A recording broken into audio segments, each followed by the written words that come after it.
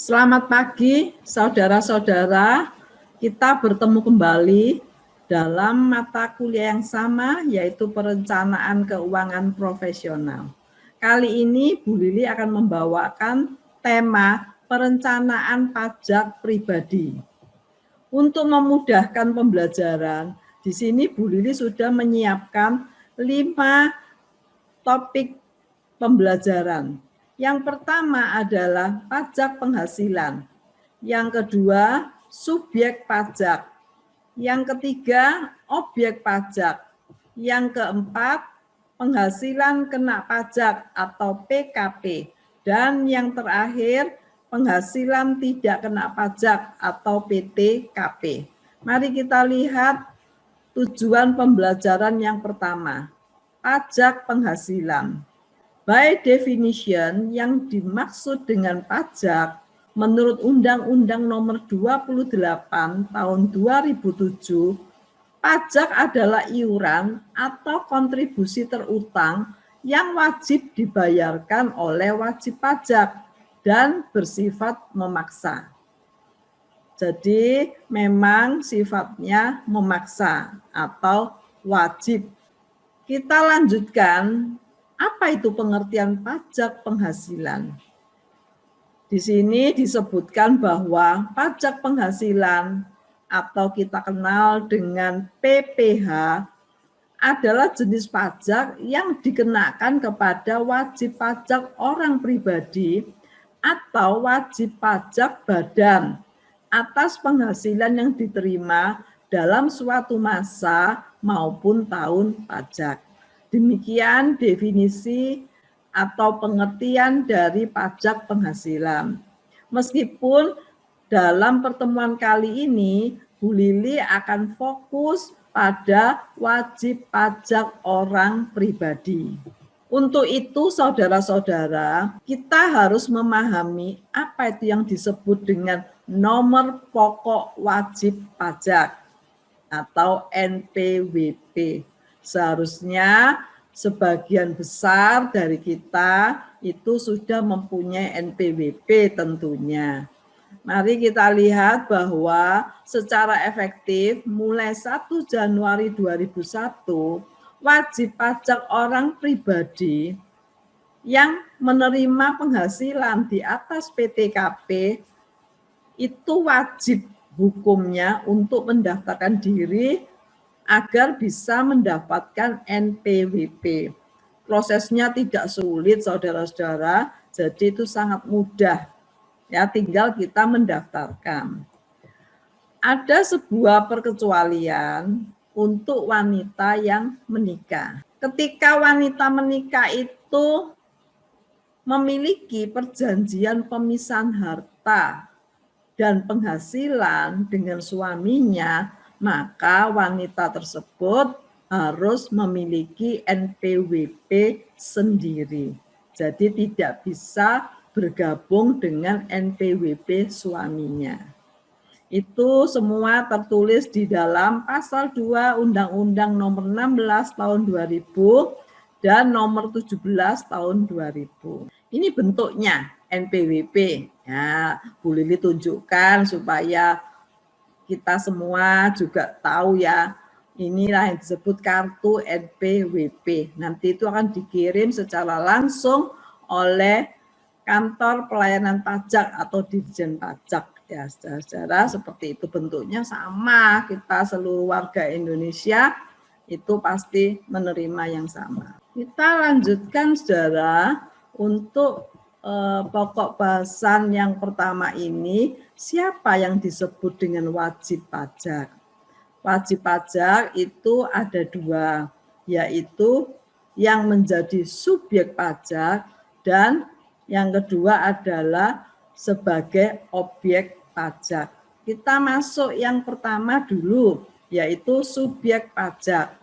Subjek pajak itu terdiri dari orang pribadi, warisan yang belum terbagi, juga bisa badan, bisa bentuk usaha tetap atau BUT. Ya, memang seperti yang sudah Bu Lili jelaskan, kita fokus pada subjek pajak orang pribadi dalam pembahasan pada pertemuan pagi hari ini. Subjek pajak itu berdasarkan peraturan nomor 43 tahun 2011 ini ditetapkan ya berlaku sejak 28 Desember 2011. Subjek pajak itu terdiri dari dalam negeri dan luar negeri. Jadi tidak terkecuali yang di luar negeri pun itu akan tetap menjadi subjek pajak, selain tentu saja yang di dalam negeri. Khusus untuk subjek pajak dalam negeri, OP ya, maksudnya orang pribadi, itu ada kriterianya. Jadi bertempat tinggal atau berada di Indonesia atau dalam suatu tahun pajak berada di Indonesia dan mempunyai niat bertempat tinggal di Indonesia. Demikian cara penjelasannya. Sekarang kita masuk pada pokok pembahasan yang kedua, yaitu objek pajak. Ya. Apa saja yang perlu kita ketahui tentang objek pajak ini? Nah, saudara, karena kita bicara pajak penghasilan, maka kita harus memahami dulu apa yang disebut atau apa saja yang masuk di dalam penghasilan. Di sini tercantum di dalam pasal 4 ayat 1 Undang-Undang Nomor 36 tahun 2008. Yang dimaksud dengan penghasilan adalah setiap tambahan kemampuan ekonomis yang diterima atau diperoleh wajib pajak. Bisa berasal dari Indonesia, tambahan kemampuan ekonomisnya itu bisa berasal dari Indonesia, tapi juga bisa dari luar Indonesia, sering disebut dengan istilah worldwide income. Kemudian kemampuan ekonomisnya itu dipakai untuk konsumsi atau bisa untuk menambah kekayaan wajib pajak. Jadi itulah yang dimaksud sebagai penghasilan sebagai objek pajak. Dengan nama dan dalam bentuk apapun, semuanya itu masuk di dalam kotak yang namanya penghasilan. Tuh, ya.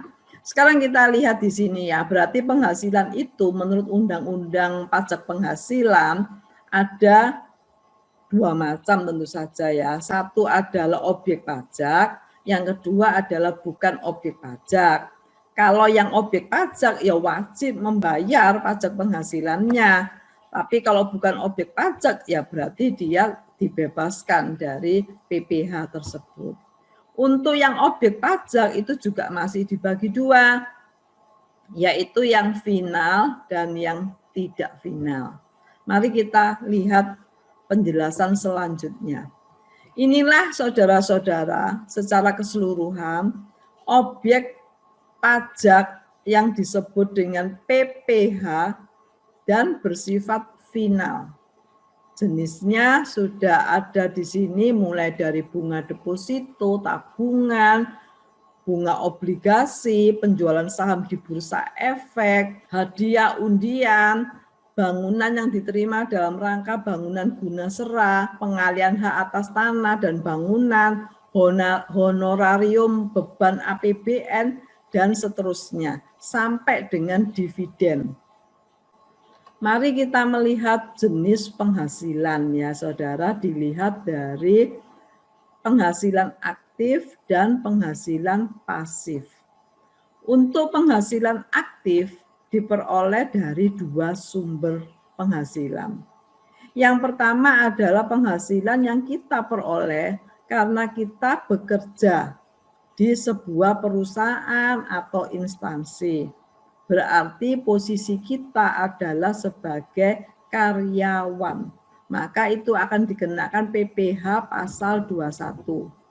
Dipotongkan pajaknya dari pemberi kerja atau perusahaan atau instansi di mana kita bekerja.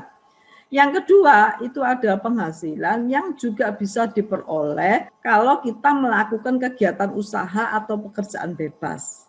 Maka untuk penghasilan aktif jenis yang kedua ini wajib dilakukan pembukuan atau wajib melakukan pencatatan. Ya, perhitungannya memakai nito menggunakan norma.